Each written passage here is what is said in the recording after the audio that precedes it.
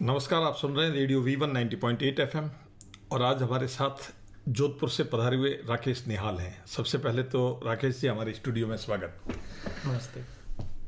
भारत कृषि प्रधान देश है और बहुत ज़्यादा जनसंख्या इसकी गांवों में रहती है और खेती करती है।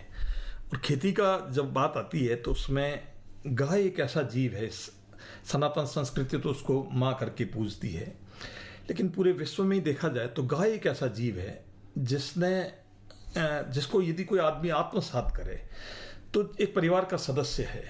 चूंकि आप जोधपुर में विराजते हैं और क्या कर रहे हैं, आप बताइए। आप पहले से थोड़ा सा परिचित है, मैं अंग्रेजी का लेक्चरर रहा 27 साल जी। और हुआ ये कि 2007 में मेरे ससुर जी को कैंसर हुआ। डॉक्टर ने कहा कि भाई ये ले जाइए, 5-7 दिन के मेहमान है, जो भी रिश्तेदार उनको बुला लीजिए। तो जोधपुर के एक चंचलमल जी चौरडिया थे, उन्होंने बताया वलसाड़ में एक पंचगव्य से एक चिकित्सालय चलता है, तो बोला आप वहाँ ले जाके देख लीजिए, जा तो रहे हैं अगर अपनी तरफ से कोई प्रयास करे। तो वहाँ पंचगव्य से उनका इलाज किया था, मात्र 5 दिन उनको वहाँ रखा। और मैंने देखा कि जिसको डॉक्टर ने कहा कि भाई अभी 7 दिन के मेहमान है, मतलब हफ्ते भर के, आप बुला लीजिए सबको, 40वें दिन मेरी सासू माँ को मोटरसाइकिल पर बिठा के घुमा रहे थे। बस वहीं से मेरे एकदम एक प्रेरणा मिली कि भाई गाय कुछ कर सकती है, गोबर गौमूत्र से अगर ये कैंसर में इतना लाभ दे सकती है तो जरूर इसमें कुछ है। तो मैं उस समय एक अंग्रेजी बोलने का संस्थान भी जोधपुर में पहला 1991 में मैंने शुरू किया था और लिम्का बुक ऑफ रिकॉर्ड में नाम भी है उसको पढ़ाने के लिए अंग्रेजी को जी। लेकिन उस दिन जब मैं वहां से आया तो बस ये प्रेरणा ली कि अब ये नहीं करना है, अब तो लोगों का कैंसर ठीक करना है और गोबर गौमूत्र पे अनुसंधान करना है कि वाकई में क्या है ये। तो उस दिन से अंग्रेजी पढ़ाना छोड़ा और एक गाय पे काम शुरू किया। अभी क्या कर रहे हैं? वर्तमान में क्या है, हम लोग जब मैंने देखा कि अगर गाय कैंसर पे इतना काम करती है तो ये आप देखेंगे सड़कों के ऊपर जो है भटकती फिर रही है गाय। आज गोवंश की दुर्दशा जो है बहुत ज़्यादा हो रही है। तो मैंने कहा कि ऐसा क्यों हुआ, तो पता चला कि उसकी नस्ल खराब हो गई है और कहीं ना कहीं हम उसके गोबर गौमूत्र के प्रयोगों को भूल चुके हैं। तो मैंने अनुसंधान करने का प्रयास किया। पाकिस्तान बॉर्डर पे जैसे आप देखते हैं जो सिंध प्रांत का आसपास का क्षेत्र है, वहां से पुरानी गायें, जो जैसे नई गायें की तो नस्ल खराब हो गई, तो पुरानी गायों में वो लक्षण थे। मेरा एक ऐसा विचार है कि 5000 वर्ष पूर्व जो सिंधु घाटी सभ्यता में एक मुद्रा मिली है, उसमें जो गोवंश का चित्र जो अंकित था, वैसी की वैसी गाय को पुनः देश को समर्पित करना है, वापस लौटाना है। तो मैं कांकरेज और थर पार कर, जैसे अपने मारवाड़ की जो संस्कृति है, ये ठीक है, पाकिस्तान की बात अपन करें तो बहुत नई बात बॉर्डर पे बात कर रहा हूँ, लेकिन अपन अपनी जो सनातन संस्कृति की यदि बात करें तो उस जमाने में तो ये सब चीजें एक थी, बेमानी थी, पूरा सकल विश्व के कल्याण की सनातन बात करने वाला है जी। तो उसमें हिंदुस्तान पाकिस्तान मैं सोचता हूँ कोई बहुत ज्यादा मायने नहीं रखता। लेकिन वो बॉर्डर पे मतलब आज भी क्या है कारण पाकिस्तान का नाम लेने, क्योंकि वहाँ रोई खुला सिंध का जो क्षेत्र है, वहाँ पे बॉर्डर क्षेत्र है, तो इंसानों का जाने के लिए वहाँ अनुमति नहीं है, तो वहाँ गाय खुली घूमती है, तो नस्ल अभी भी कुछ वहाँ बची हुई है, बाहर जाती नहीं मरुस्थल। तो वो गायों को मैं लेकर आया और सरकारी सेंटर से मैंने कुछ अच्छे नंदी अरेंज करके और मैंने संवर्धन का कार्य शुरू किया। तो एक गांव में एक पंचायत की जमीन थी काफी बड़ी, उन्होंने कहा साहब हम ये चाहते हैं कि यहाँ पर कोई गाय को लेकर कार्य हो। मोकलावास नाम का एक गांव है, तो वहां पर ये संवर्धन का कार्य हमने प्रारंभ किया। अब पता चला कि गाय से तो बहुत कुछ जुड़ा हुआ है, तो भाई गाय चाहिए तो पानी चाहिए। हमारे वहाँ क्या है, एक अरना झरना करके प्राचीन तीर्थ स्थल है, जोधपुर का बहुत माना हुआ जगह। तो वहां पर क्या है, लगभग हमारे यहाँ पर जो है गुप्त अरना जी, जिसमें लगभग 125 झरने गिरते हैं हमारी गौशाला के परिसर में। तो पानी नहीं था, तो एक एक झरने को बांधना शुरू किया। आज वहां पर 410 फीट गहरा पानी था, जो बढ़कर 100 फीट पर आ गया है। लगभग 300 फीट पानी हमने ऊपर ले लिया वहां पर। साथ में जंगल चाहिए था गाय के लिए, तो हमने वहां पर लगभग 80,000 पेड़ों को आसपास के जो भी क्लिनिक हैं, जो सरकारी अस्पताल हैं, पंचायत भवन है, वहां पर आसपास के कई गांवों में मिलकर अभी इतने सघन वन का निर्माण कर रहे हैं। साथ में जो गोचर भूमि है उस पर हम विशेष करके कार्य करें कि गाय की आज दुर्दशा क्यों हुई, क्योंकि गोचर हम खा गए। आज हर व्यक्ति चाहता है मैं गोचर दबा लूं।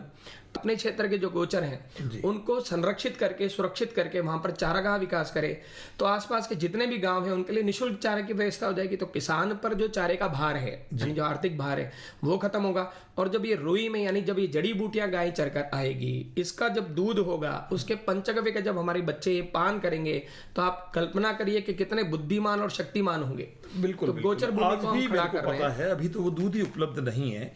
बीच में एक बात याद आ गई, जैसे ये अभी चौमासा जिसको कहते हैं अपन, बरसात का ये जो सीजन चल रहा है, उसमें जब गायें हरा चारा चरती थी और उससे जो होके और घी आता था तो उसमें हरी एक टोन आती थी उसकी। बरसाले का घी, हरिया घी कहते हैं, हरियाणा घी हम लोग देते हैं उसको। भादवे का घी उसको कहा जाता है।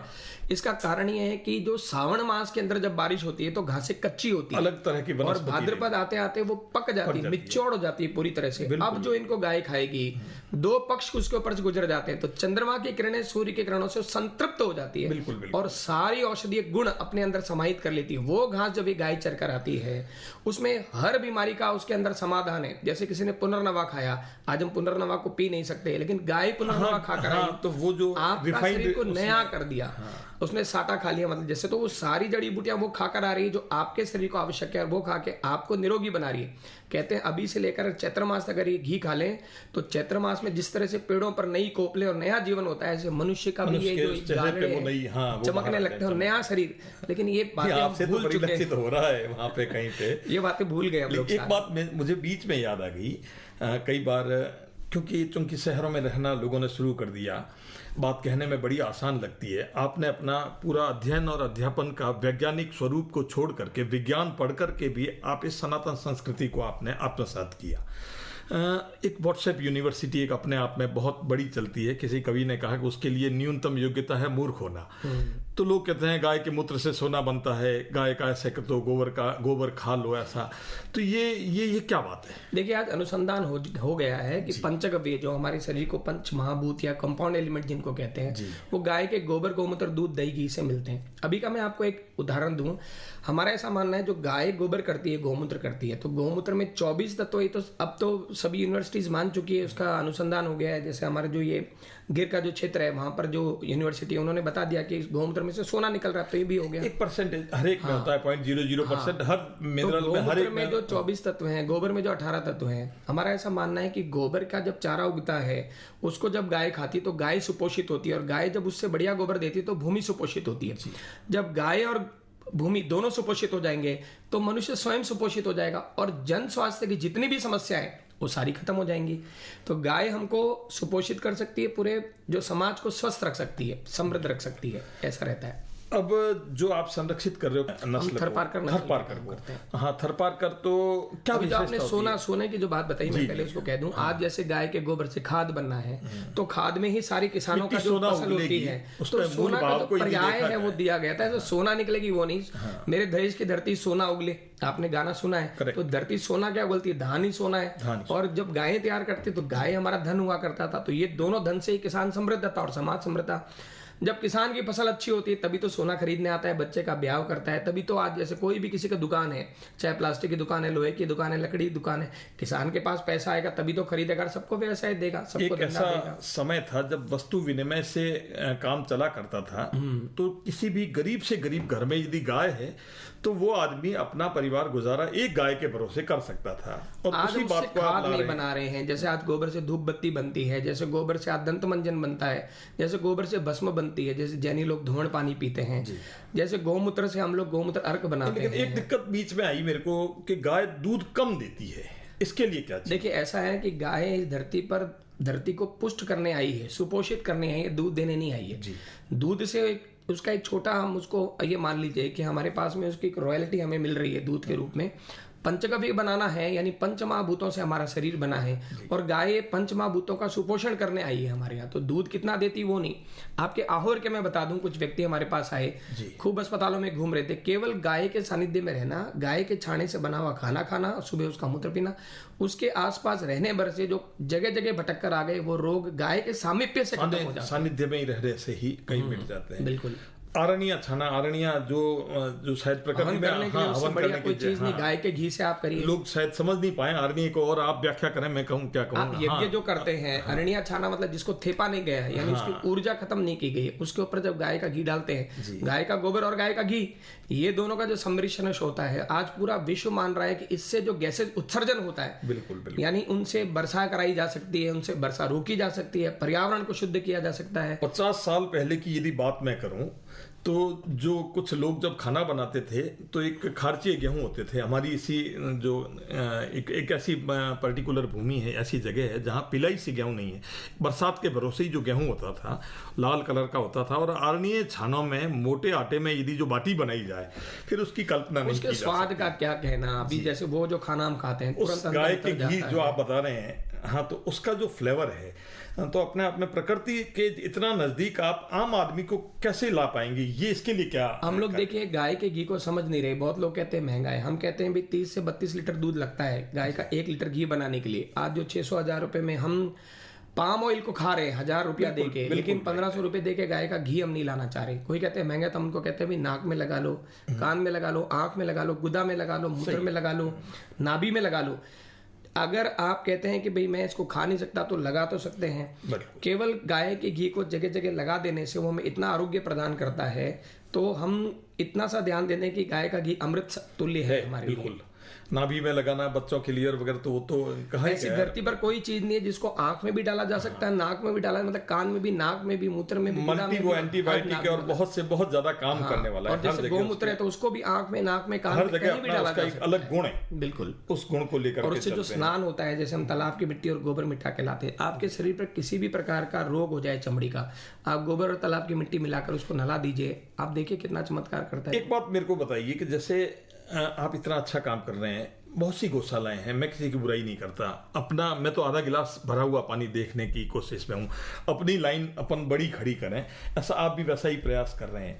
तो कुछ गौशालाएं जैसा आप काम कर रहे हैं संवर्धन का, ऐसा भी कोई कर रहे हैं क्या? कोई देखिए, हम सभी गौशालाओं को समझाते हैं कि आप एक अच्छा नंदी रखिए, नंदी रखते ही गौशाला की सूरत बदल जाएगी। बहुत सारों का ऐसा मानना है कि बेचारी, जैसे समाज भी ऐसा है कि जहाँ बेचारी दिखती है वहां सहयोग करते हैं, और जहाँ हर्षप्रश दिखते तो कोई कमी नहीं, तो संपन्न है। जो खिला रहा है उसको देना चाहिए, जो नहीं खिला रहे हम उसको दे रहे हैं। तो गाय बेचारी नहीं है, हमारी संकल्पना है कि गाय कामधेनु है, गाय बेचारी नहीं है। तो हम उसको बेचारी बना के ना रखें, उसके कामधेनु स्वरूप को समाज के सामने रखें कि समाज देगा, वो दे रहा है, आज उन्हीं से पोषित है हमारा। हाँ, कि गाय हमारा लालन पालन कैसे करती है उसको अच्छे से समझना है। अब जो मैंने कहा सिंधु घाटी सभ्यता की जो गाय, हमारी गाय के एक झालर आप देख लेंगे, क्या शेर, क्या चीता, क्या लोमड़ी उससे सुंदर होती होगी। कल को आप चिड़ियाघर में भी उसको रखेंगे तो लगेगा कितना सुंदर। देखा है मैं तो क्या है, इंश्योरेंस से आया और पशु बीमा मैंने बहुत किया मेरे जीवन काल। जब मेरी जो वृत्ति थी वो इंश्योरेंस से थी, और पशु बीमा हमने बहुत किया हमारे किसी काल में। तो जो चमड़ी होती है ना, उस पर आप जैसे भैंस को देखते हैं, भैंस तो मेरे को लगता है मूल कोई समुद्र से निकला हुआ कोई जीव है, बाद में परिष्कृत होता धीरे अलग रूप में आ गया। पैर छोटे होते हैं, बाकी बॉडी बहुत बड़ी होती है। गाय का सामीप्य, गाय का सानिध्य, गाय को आप बाहों में लो, गाय को आप गले लगाओ, गाय का जो चमड़ी है, थके हुए होते हैं ना, तो मेरा नंदी है, मैं उसके जाके लिपट जाता हूँ, ऐसा लगता है जैसा शरीर पूरा ऊर्जा से पुनः भर गया है।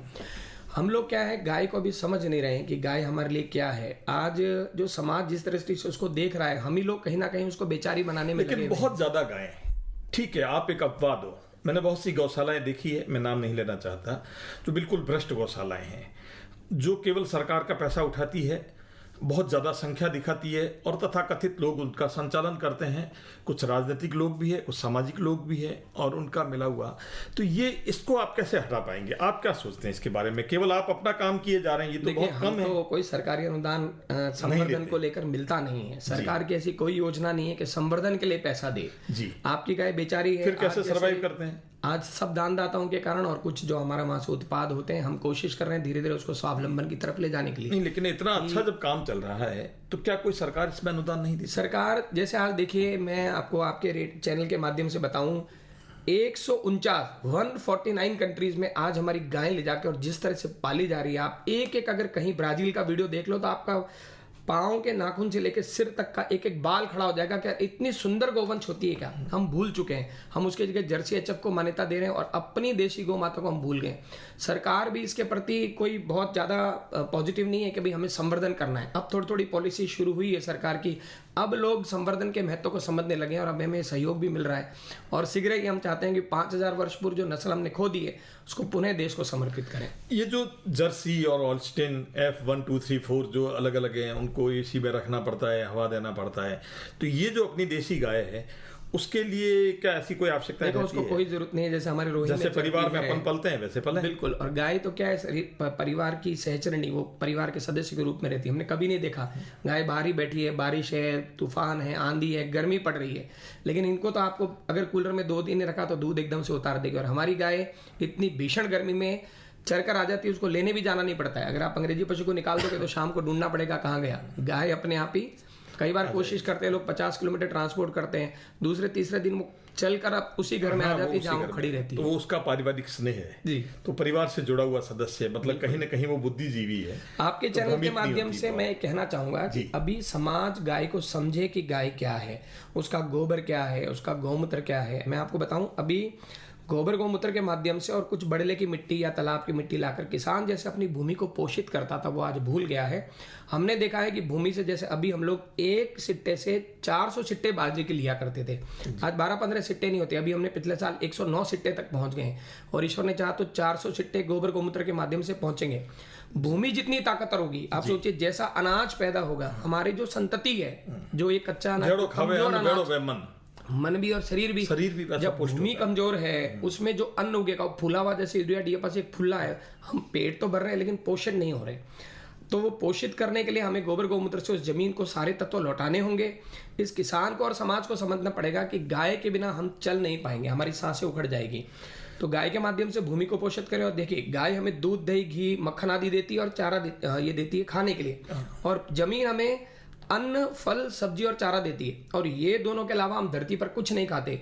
ये इसको पोषित करता है, ये इसको पोषित करता है। इसके चक्र को हमने कहीं बिगाड़ दिया, इसके चक्र को वापस नहीं। अभी अपनी जैसे बात चल रही थी, अपन ऑफ द लाइन थी, तब आपने कहा दामन घास, और ये जो एक आजकल तो ये जो क्या वो पौधा आता है उसको करें खिला के, और एक यूरोपियन एक कोई बाजरी आई है वो उसको खिलाते हैं, नेपियर घास। देखिए हमारी एक तो जलवायु है, यानी सेवण के लिए बारे में कहते हैं कि मरे हुए को जीवित करने के अलावा सब कुछ कर सकती है। अगर गाय सेवण खाकर आ गई और उसका दूध आपने निकाल लिया और उसका घी बना के अगर अपने बच्चे को खिला दिया, कोई बच्चा कोई मृत्यु सैया पे पड़ा है, मरा नहीं है, तो भी वो गाय के सेवण के, गाय के घी से वो खड़ा हो सकता है। सभी प्रकार के रोगों का शमन ये कर सकता है।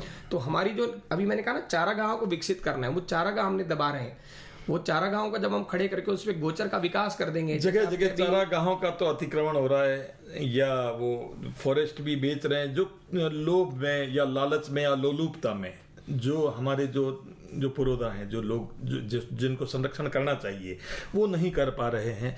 तो गांवों का आगे आना होगा। पंचायतों को सरकार पूरा पैसा देती है उसके तारबंदी करने की या खाई डालने की, बीज देती है, पानी देती है उसको लगाने के लिए, काट के जाने की व्यवस्था देती है 4 साल तक, जब तक उसकी बूंजा पकड़ नहीं ले। सारे गांव वाले लग जाए। देखिए कभी भी हमारे यहाँ एक मॉडल है गौ संवर्धन आश्रम मोकलाबाद जोधपुर, पूरे भारत से लोग आ रहे हैं देखने के लिए कि गाय पर व्यावहारिक रूप से कैसे जो भी मेरे दर्शक हैं या मेरे जो श्रोता हैं, वो यदि आपके पास आना चाहें तो क्या आप उनको वहां स्वीकार करते हो? हाँ बिल्कुल, कभी भी आइए, हमारे यहाँ बिल्कुल निःशुल्क प्रशिक्षण देते हैं। जोधपुर स्टेशन उतरिए, वहां से जैसलमेर हाईवे की तरफ में अरना झरना तीर्थ स्थल है, उसके पास में हमारी ये गौ संवर्धन आश्रम स्थित है। वहां पर हम पूरा प्रशिक्षण किसानों को, गौ पालकों को, कि कैसे गाय पालना आसान है, कैसे खेती करना। हम 2 दिन का किसानों का प्रशिक्षण शिविर रखते हैं प्रति माह, तो उसके लिए भी वो किसान आ सकते हैं, वहां रह सकते हैं। देखिए रहने और खाने की जो व्यवस्था है उसके लिए उनको सहयोग करना होता है, बाकी प्रशिक्षण का हम कोई शुल्क नहीं लेते वहां पे। बिल्कुल हम चाहते हैं कि जो प्राचीन व्यवस्था हमारी थी, जिससे भारत सोने की चिड़िया कहलाता था या समृद्ध भारत कहलाता था, उसको पुनः गाय और खेती के माध्यम से कैसे खड़ा किया जा सकते हैं। अच्छा, अभी आप जब अकेले कर रहे हैं कहीं पे ये काम, तो क्या ऐसा कोई जो गायों के लिए काम करने वाले बहुत से समर्पित लोग हैं, बहुत से समर्पित परिवार है जो खेती करते हैं, आज भी जुड़े हुए हैं, बिल्कुल जमीन से जिनका जुड़ाव है, क्या उनको भी ऐसा कोई पेयर आप दे सकते हैं सशुल्क? पेयर मतलब आप जोड़ा बोल रहे हैं, जो सीख ले वहां से। हमारे ऐसा नहीं सीख लेने, गाय का गाय कोई भी कभी भी नंदी हमारे यहाँ से बिल्कुल निःशुल्क अधिकतर हम लोग देते हैं। देखिए अगर पंचायत मांगती है, किसान मांगता है, गौशालाएं मांगती है, तो हम उसका अधिकतर कोई शुल्क नहीं लेते। लेकिन चूंकि आप जानते हैं उसको तैयार करने में जो खर्चा आता है, जो भी अपनी तरफ से वो लोग कुछ ना कुछ तो सहयोग करेंगे, नहीं तो गौशाला उसको चला के तैयार कैसे करेगी। आज एक नंदी को बिना कॉस्ट के फिर आदमी की आदत भी फ्री मिल रहा है, तो वो बड़े से मुफ्त ले जाने के बाद क्या है, वो नहीं, फिर उसकी वो केयर नहीं होती, तो इसलिए पैसा लेना ही चाहिए। चलता है कि भाई आज हम एक ऐसा नंदी लाए हैं, इसको संजो के रखना है। बहुत अच्छी बात। और अगर कोई ऐसे ब्रीडर आते हैं कि भाई हमको अच्छी काम शुरू करना है, आपको समझ आ जाता है और आपका अपना एक थॉट है, उनसे चारे की व्यवस्था हम करवा लेते हैं हमारे यहाँ पे। एक नंदी या गाय के बदले में जो चारे की व्यवस्था कर देता है उसको हम दे देते हैं वहाँ से। कोई ऐसा जरूरी नहीं है कि उसको पैसे के बदले ही आपको ऐसा हाँ, काम नहीं, करना वो है। उसको चारे या बाटे का सहयोग करना होता है। तो और अच्छा, जालोर में या अपने इस मारवाड़ में क्या लोग करें, किसका अनुसरण करें? देखिए, अभी भी आपके एमएलए साहब भी आए हुए हैं यहाँ, मैं उनसे भी हाथ जोड़ के निवेदन करूंगा, एक छोटा मॉडल कहीं पर भी अगर कोई किसान तैयार होता है, कोई गौशाला, हम सैकड़ों, अभी भैरवलाल जी भी बैठे, उनके माध्यम से मैं कई गौशालाओं में गया, पर पता नहीं क्यों वो गाय को बेचारी से कामधेनु बनाने के प्रति पॉजिटिव नहीं है, वो लोग सकारात्मक रूप नहीं दिखाते। एक नंदीशाला यहाँ चलती है। नंदीशालाएं किस लिए खुली है कि जो सांड घूम घूम के हमारे खेत खराब करे तो उनको एक जगह लाके बंद कर दो, तो चूंकि उसको नंदीशाला कह रहे हैं। शंकराचार्य जी से मेरा एक व्यक्तिगत मिलना हुआ, मेरे से व्यक्तिगत स्नेह रखते हैं, उनके एक गुरु भाई हैं यहाँ तीर्थानंद ब्रह्मचारी, वो एक नंदीशाला चलाते हैं बीनबाल में, खांडा देवल में। तो क्या ऐसा एक जोड़ा वहां से ला करके वहां पालन किया जाए तो क्या हो सकता है? बिल्कुल, कभी भी कोई भी चाहे तो नंदी हम दे देंगे, कोई भी चाहे गाय दे दिया, उससे आगे संवर्धन कर करके समाज को वापस लौटा बताएं कि देंगे, गाय जब कैसे वो होती है। ब्रीडिंग होगी हम वापस लौटाएंगे कभी आपको, भी इस बिल्कुल तरह से कोई बात उसको, लेकिन समाज को यहाँ दिखाइए, लौटाने की बात नहीं है, जी। उससे कार्य कर कर आगे दिखाना कि देखो ये हमारी कांकरेज गाय है, ये हमारी, मतलब कांकरेज आप देखें ब्राजील में उसकी क्या मूल्य होगा, आपके यहाँ 5-10 हजार में कांकरेज मिलती है, वहां 3 बार गर्भाधान कराने के लिए अभी जयेश भाई बोले 60 लाख रुपया देने को तैयार है, सिर्फ 3 बार नंदी का वीर्य देना है, बस 3 बार। सोचिए कांकरेज की क्या वैल्यू होगी, आज हमारी कांकरेज की क्या स्थिति है। सीमन कलेक्शन वगैरह भी है अपने यहाँ? हम लोग ऐसा कुछ नहीं करते, हम प्राकृतिक गर्भाधान में विश्वास करते हैं, लेकिन कई बार ऐसा संभव नहीं है। उसके लिए स्टेशन बनाना पड़ेगा, वो सारा खर्चा है तो सरकार करे, हमें दे, क्योंकि हमारे पास में विश्व स्तरीय नंदी है जी। उन नंदी का है तो हमारे समीप में कोई स्टेशन कर ले या हमसे नंदी ले ले और उसको करे वो ऐसा। तो और आप जाते जाते क्या बताना चाहेंगे कि किस तरह से हम गौ संवर्धन करें? भाई हम समाज को यही बता रहे हैं कि 2 बातें हैं, एक तो अपनी गाय को कभी भी, जैसे आज हमारी बिटिया के लिए हम एक अच्छा वर ढूंढते हैं, उसी तरह गाय के लिए हमें एक अच्छा वर ढूंढना चाहिए। और मैं कितने ही संतों को बोल चुका हूं, बहुत तटस्थता से बात करिए कि 2 थन रोग दूध आपनो नहीं है। जिस दिन किसान ने 2 थन का दूध छोड़ना शुरू कर दिया, उस दिन उसके घर में बरकत आ जाएगी। 4 थन का दूध निकालकर भी घर जलेगा और 2 थन का दूध जलाकर भी घर फलेगा जी। धोया बदे दुया नहीं बदे, एक हमारी पुरानी कहावत है कि धोया बदे दुया नहीं बदे, मतलब पिलाएगा तो बदेगा और दुएगा तो नहीं बदेगा। तो अगर हम इसको धाएंगे बच्चे को तो ही हम संवर्धन कर पाएंगे, और दूलेंगे तो संवर्धन, आने वाली नस्लें समाप्त हो जाएगी। 5000 वर्ष पूर्व जो अपन को अपने जहन में ये बात भी रखना है कि वो जो गाय का जो पुत्र है या उसकी जो संतति है, उसके लिए भी गाय को अपन को दूध देना है, वो दूध अपने लिए नहीं तो खत्म हो जाएगा, ठीक है, जितना भी अपन को मिल रहा है वो एक आज मान लीजिए 20 लीटर दूध देने वाली गाय है, अगर उसके बच्चे को हमने नहीं पिलाया तो 2-4 लीटर ही अपन काम नीचे जाना है या ऊपर जाना है, ऊपर जाना है। हाँ, तो बस वो हमें ध्यान रखना, आने वाली संतति बहुत अच्छी हो, इससे मनुष्य की नस्ल भी सुधरेगी। जी बिल्कुल सुधरेगी जी। बहुत धन्यवाद राकेश निहाल जी, आपने हमारे श्रोताओं को बहुत अच्छी बात बताई। आप यहाँ पधारे आरना झरना के पास जो आप ये आश्रम चलाते हैं, और जो भी हमारे दर्शक या श्रोता हैं वहाँ जाना चाहें निश्चित रूप से आप जा सकते हैं। आपका फ़ोन नंबर बताएंगे? 9664162094। एक बार वापस बताइए। 9664162094। बहुत बहुत धन्यवाद राकेश निहाल साहब, आप हमारे स्टूडियो में आए, आपने यहाँ बुलाया, मुझे अपनी बात रखने का अवसर दिया। मैं चाहता हूँ आपके जो क्षेत्रवासी हैं उनको कुछ भी मैं लाभ पहुंचा सकूं। आपके जो यहाँ के विधायक साहब हैं उनसे भी मेरा निवेदन रहेगा कि एक छोटा मॉडल यहाँ खड़ा करके समाज को लाभान्वित करने का प्रयास करें, और मेरी कोई सेवा चाहिए तो मैं हमेशा तैयार हूँ।